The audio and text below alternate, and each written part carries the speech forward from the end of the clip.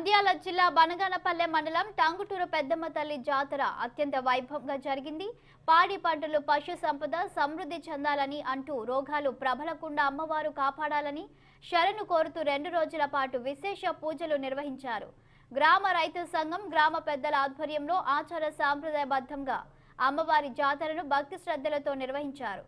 స్థానిక కుమ్మరి వీధిలో శిల్ప కళాకారులు మద్దిలేటి అమ్మవారి దేవతా విగ్రహాన్ని సర్వాంగ సుందరంగా తయారు చేసి విశేష పూజ క్రతువులు చేశారు. అమ్మవారి విగ్రహాన్ని గ్రామ పురవీధిలో ఊరేగింపుగా తీసుకువచ్చి గ్రామ ముఖద్వారం సమీపంలోని శివాలయం వద్ద పెద్దమ్మ తల్లి పీఠం వద్ద ప్రత్యేకంగా అలంకరించి ఏర్పాటు చేసిన వేదికపై అమ్మవారి విగ్రహాన్ని కొలువు తీర్చడం జరిగింది. దేవతా పెద్దమ్మ తల్లి జాతరను గ్రామంలో ప్రతి ఏటా సాంప్రదాయబద్ధంగా నిర్వహించడం ఆనవాయితీగా వస్తుంది. తెల్లవారుజాము నుంచే మహిళలు మేళతాళాలు బోనాలను తలపై పెట్టుకొని అమ్మవారిని దర్శించుకొని నైవేద్యం సమర్పించి మొక్కులు చెల్లించుకున్నారు.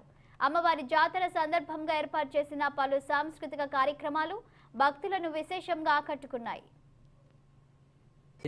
ఏ ఊర్లో కరువు వచ్చినా కానీ మా టంగుటూరులో ఇంతవరకు ఎప్పుడు కరువు రాలేదు. మా పెద్దమ్మ ఆశీస్సులు ఎప్పటికీ ఉంటాయి మాకు. అందుకు ప్రతి సంవత్సరం రాజకీయంతో సంబంధం లేకుండా అందరం గ్రామస్తులం కలిసి జాతర మటుకు ఖచ్చితంగా జరుపుకొని ఒక ఆనవాయితీగా జరుపుకుంటున్నాము. అంగరంగ వైభవంగా జరుపుకుంటాము.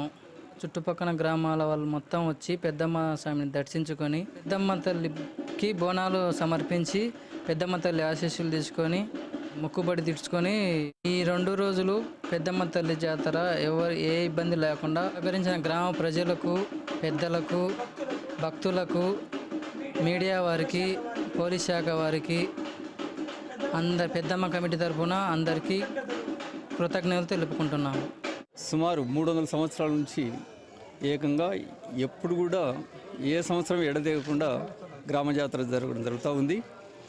ఈ గ్రామంలో అందరం ఐకమత్యంగా, ముఖ్యంగా ఈ గ్రామంలో రైతులం అందరం కూడా కలిసికట్టుగా చేసేటువంటిది. మా గ్రామానికి గ్రామదేవత అయినటువంటి పెద్దమ్మ తల్లి యొక్క ఆశీర్వాద అనుగ్రహంతో పాడి పంటలు సుభిక్షంగా ఉండడం, ముఖ్యంగా రైతులమందరం యూనిట్గా ఉండడం, ఈ జాతర చేయకపోతే ఏమైనా యూనిట్ దెబ్బతింటుందేమో అనే ఒక నమ్మకంతో అందరం కలిసికట్టుగా మాతో పాటి ఇక్కడ ఉన్నటువంటి ఆయకట్టు కులాలు అనేటువంటివి అంటే ఎస్సీలు, బీసీలు అందరూ కలిసి